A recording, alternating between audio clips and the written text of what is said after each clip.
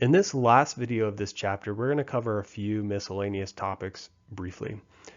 The first one I want to talk about is the different number systems that are commonly used in computer programming and electrical engineering. So of course we've been talking about decimal and binary. We've also seen hexadecimal, which is base 16. We saw that in the ASCII table. And then another common number system is octal, which is base 8.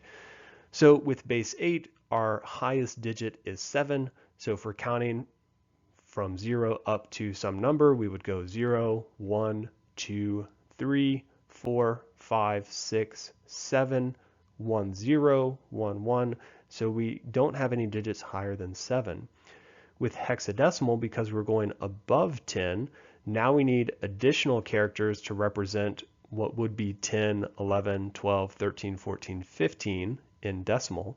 So as I mentioned previously, we use the letters A through F. So capital A and capital F correspond to 11 through 15 respectively. So a lot of times if we're working in these different number systems, we'll want to convert between octal and binary or decimal to hexadecimal. The process for doing that is the same as what we've seen earlier, or very similar to what we've seen with going back and forth between decimal and binary. However, there is a much easier way to do that, and that's what I'm going to show you in the next slide. So many of you might have used the standard calculator that comes with Windows. So if you click the Start menu or the Windows menu and look for your calculator app, that's what I'm talking about. What you might not be aware of is that you can change the mode by clicking on these 3 horizontal arrows here. So in this menu, we can select between a standard mode, a scientific mode, a programmer mode, and there might be some other ones I'm forgetting, but what we're interested in is the programmer mode. So once you select programmer mode, you'll notice we now have 4 different entries here above our calculator numbers. So we have HEX, hex for hexadecimal, DEC for decimal, oct for octal, and BIN for binary.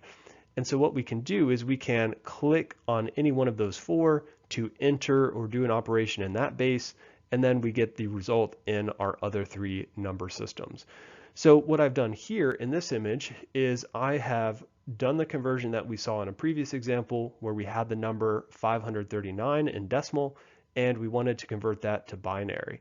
So I've clicked on DEC to select decimal, I've input my 539, and then I get the equivalent value in binary. So that is hopefully a lot less pain than having to divide by 2, keep track of our quotients.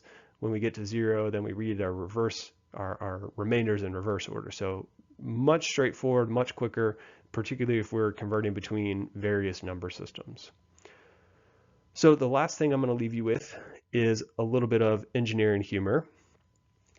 So why do electrical engineers get confused around Halloween and Christmas? And so to hear the answer, you'll have to come to lecture.